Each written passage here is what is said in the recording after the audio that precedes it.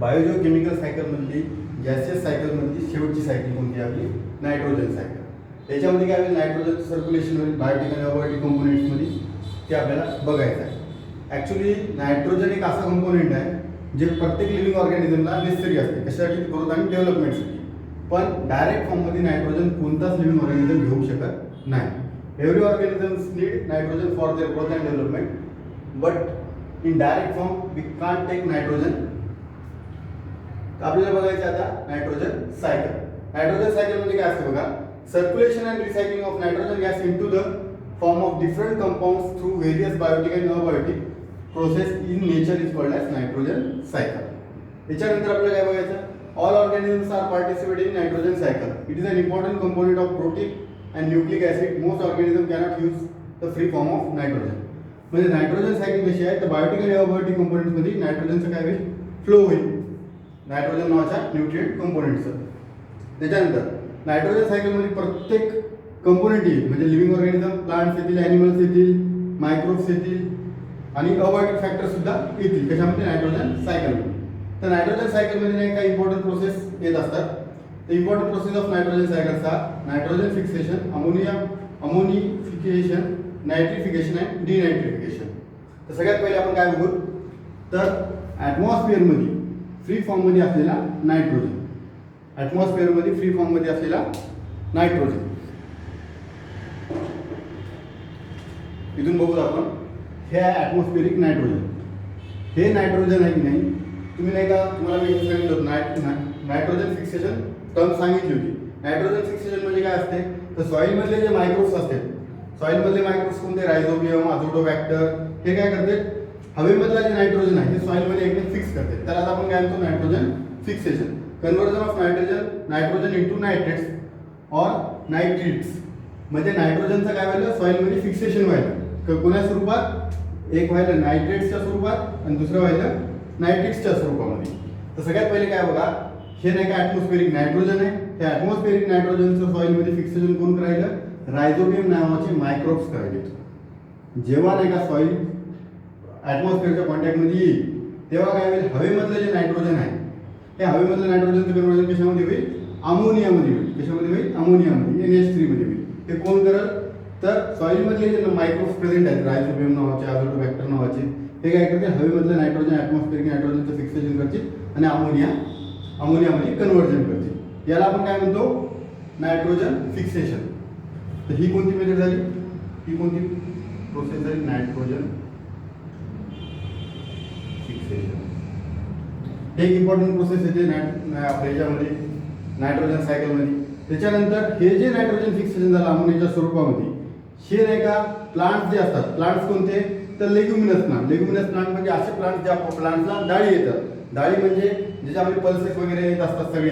तर असे प्लांट ज्या झाडाला काय येतात, पल्सेस येतात. म्हणजे पल्सेसमध्ये काय असतं, ॲक्च्युली प्रोटीन असते. हे जे प्रोटीन नावाचं कंपाऊंड आहे, प्रोटीन बनवण्यासाठी नायट्रोजन मस्ट आहे. तर ह्या प्लांट्सला, ज्या लेग्युमिनस प्लांट म्हणजे असे प्लांट ज्या प्लांटमध्ये डाळी येत असतात, या प्लांट्सला काय लागत, नायट्रोजन लागत. कशासाठी, तर पल्सेस म्हणजे डाळी बनवण्यासाठी. तर या प्लांट्स काय करतील, हे प्लांट्स काय करतील, सॉईलमध्ये जे एक अमोनिया आहे, या अमोनियाचं डायरेक्ट फॉर्ममध्ये प्लांट देऊ शकत नाही. तर सॉईलमध्ये नाही का अजून कोण असते, न्यूट्रिफाईंग बॅक्टेरिया नावाचे हे असतात, मायक्रोब्स असतात. कोणते, न्यूट्रिफाईंग बॅक्टेरिया. हे काय करतील, अमोनियाचं कन्व्हर्जन नायट्रेट स्वरूपात करतील. अमोनियाचं कन्व्हर्जन कशामध्ये करतील, नायट्रेट्समध्ये करतील. आणि या नायट्रोजनचं कन्व्हर्जन कसं झालं, आता नायट्रेट्समध्ये झालं. त्या नायट्रेट्सला प्लांट्स काय करतील, ॲब्झॉर्ब करतील. प्लांट्स काय करतील, ॲब्झॉर्ब करतील. आणि हे नायट्रेट्स काय करतील, ॲब्झॉर्ब केल्यानंतर प्लांट्स काय करतील, पल्सेस तयार करतील. आणि या पल्सेसमध्ये काय राहील, प्रोटीन्स राहील. हे प्रोटीन कशासाठी, ग्रोथ आणि डेव्हलपमेंटसाठी. इकडे बघा, सगळ्यात पहिले काय झालं, ॲटमॉस्फिअरिक नायट्रोजनचं कन्व्हर्जन अमोनियामध्ये झालं, जे की रायझोबियमने केलं. अमोनियाचं कन्व्हर्जन नायट्रेट्समध्ये झालं, जे की न्यूट्रिफाईंग बॅक्टेरियाने केलं. तर अमोनियाचं कन्व्हर्जन नायट्रेट्समध्ये जे होते त्याला आपण काय म्हणतो, नायट्रिफिकेशन म्हणतो. काय म्हणतो, नायट्रिफिकेशन. म्हणजे conversion of ammonia into nitrates. इथं काय झालं, नायट्रिफिकेशन झालं. कोणी केलं, तर न्यूट्रिफाईंग बॅक्टेरियाने केलं. आता हे नायट्रेट्सला कोणी ॲब्झॉर्ब केलं, प्लांट्सने केलं. कशासाठी केलं, प्लांट्सला जे नायट्रोजन फुलफिल करून घ्यायचं आहे स्वतःचं, कारण की प्लांट्सला सुद्धा काय कशाची गरज आहे, नायट्रोजनची गरज आहे. कशासाठी, तर पल्सेस बनवण्यासाठी, प्रोटीन बनवण्यासाठी. आता प्लांट्सने काय केलं, ॲब्झॉर्ब नायट्रेट्स केलं आणि काय बनवले, पल्सेस बनवले. आता प्लांट्स कशी काय आहे, प्रोटीन आहे. आता नाही का जे ॲनिमल्स असतील, ॲनिमल्सला एक प्रोटीन कशासाठी नेसेसरी आहे, ग्रोथ आणि डेव्हलपमेंटसाठी. आता ॲनिमल्स काय करतील, animals eats plants to get protein for their growth and development. आता ॲनिमल्स काय करतील, या प्लांट्सला खातील. आता प्लांट्सला खाल्ल्यानंतर काय होईल, हे जे प्रोटीन आहे, प्रोटीनमध्ये काय नायट्रोजन आहे. आता कुठं गेलं, ते ॲनिमल्समध्ये गेलं. या ॲनिमल्सचं नाही का जे काही नाही का वेस्ट असेल, वेस्ट म्हणजे कोणतं, युरिन वगैरे काय असते, नायट्रोजनस वेस्ट असते. ते नायट्रोजनस वेस्ट कोणापासून आलं, ॲनिमल्सपासून आलं. आणि दुसरं काय, प्लस जे नाही का प्लांट्स आणि ॲनिमल्स इव्हेंच्युअली काय झाले, डेड झाले किंवा मेले, यायचे काय होईल, यायचं सुद्धा नाही का डिकम्पोजिशन होईल आणि याच्यामध्ये सुद्धा काय राहील, त्याच्यामध्ये काय राहील, तर नायट्रोजन राहील. आता अमोनिया कुठं आला, तर नायट्रोजनस वेस्ट आणि डिकेइंग ऑर्गॅनिक मॅटरमध्ये आला. तर आता नाही का नायट्रोजनस वेस्ट आणि काय झालं, डिकम्पोजिशन झालं कशाचं, डेड लिव्हिंग ऑर्गॅनिझम्सचं.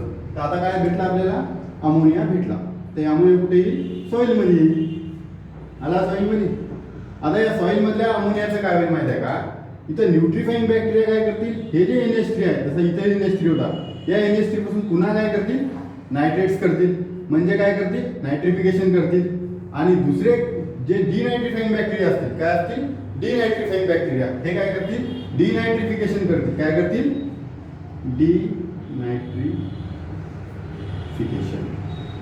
डिनायट्रिफिकेशन मध्ये काय होईल, या अमोनियाचं कन्व्हर्जन नाही का ॲटमॉस्फेरिक नायट्रोजन मध्ये होईल. कशाचं, या अमोनियाचं. आणि पुन्हा ॲटमॉस्फिअर मध्ये कोण जाईल, नायट्रोजन जाईल.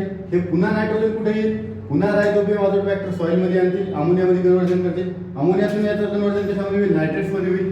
नायट्रेट्सचं ॲब्झॉर्प्शन कोण करत, प्लांट्स करतील. कोणते प्लांट्स, लेग्युमिनस प्लांट. या लेग्युमिनस प्लांट्सला कोण खातील, ॲनिमल्स खातील. कशासाठी, तर प्रोटीन भेटण्यासाठी. मग या ॲनिमल्सचं जे नायट्रोजनस वेस्ट असेल, याच्यामध्ये काय असेल, नायट्रोजन असेल. आणि सोबत जे प्लांट्स आणि ॲनिमल्स नाही का डेड झाले, याचं सुद्धा नाही का डिकम्पोजिशन झाल्यानंतर आपल्याला काय भेटेल, अमोनिया भेटेल. कशामध्ये, सॉइलमध्ये. या सॉइल मधल्या अमोनियाचं कन्व्हर्जन कशामध्ये होईल, नायट्रेट्समध्ये पण होईल आणि डिनायट्रिफिकेशन थ्रू ॲटमॉस्फेरिक नायट्रोजन मध्ये सुद्धा होईल. अशा प्रकारे काय होईल, नायट्रोजनचं काय होईल, सायक्लिकल फ्लो होईल. कशामध्ये, बायोटिक कंपोनेंट्स मध्ये आणि अबायोटिक कंपोनेंट्स मध्ये. तर आपल्याला बघायचं आहे 4 इम्पॉर्टंट प्रोसेस. तर सगळ्यात पहिले आपण कोणती बघितली, नायट्रोजन फिक्सेशन. नायट्रोजन फिक्सेशन कोण केलं, रायझोबियमने केलं. त्याच्यामध्ये काय केलं बघा, conversion of nitrogen into nitrates and nitrates. म्हणजे अमोनियाचं कन्व्हर्जन कशामध्ये केलं, नायट्रेट्समध्ये केलं. कोणत्या प्रोसेसमध्ये, नायट्रोजन फिक्सेशनमध्ये. त्याच्यानंतर न्यूट्रिफिकेशन. त्याच्यानंतर काय, न्यूट्रिफिकेशन.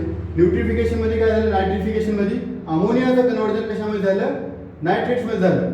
त्याला काय म्हणतो आपण, नायट्रिफिकेशन. त्याला काय म्हणालो आपण, नायट्रिफिकेशन. सगळ्यात पहिले काय झालं, ॲटमॉस्फेरिक नायट्रोजनचं कन्व्हर्जन झालं अमोनियामध्ये, त्याला आपण म्हणतो nitrogen fixation.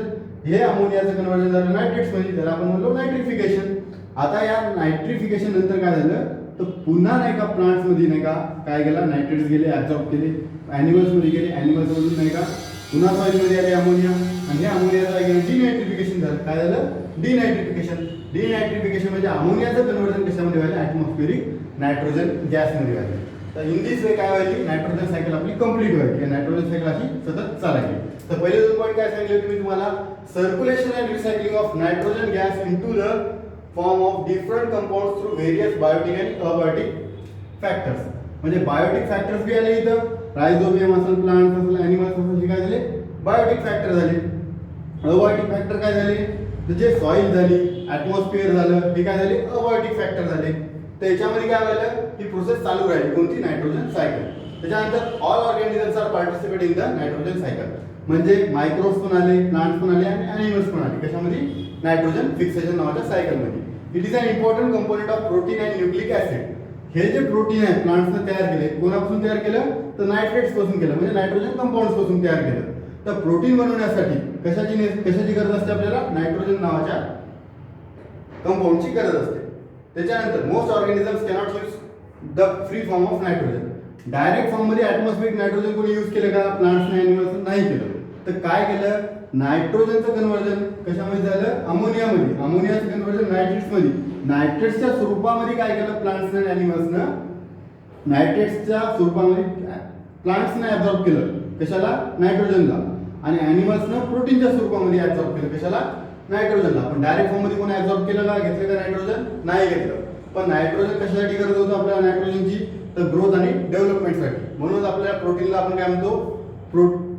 Animals eat plants to get protein for that growth and development. तर त्याच्यानंतर मी काय सांगितलं तुम्हाला? Important process of nitrogen cycle. Nitrogen cycle मध्ये इम्पॉर्टंट प्रोसेस कोणकोणत्या आहेत? एक आहे नायट्रोजन फिक्सेशन, दुसरं नायट्रिफिकेशन आणि तिसरं डिनायट्रिफिकेशन. आणि अजून एक कोणती राहील? अमोनिफिकेशन.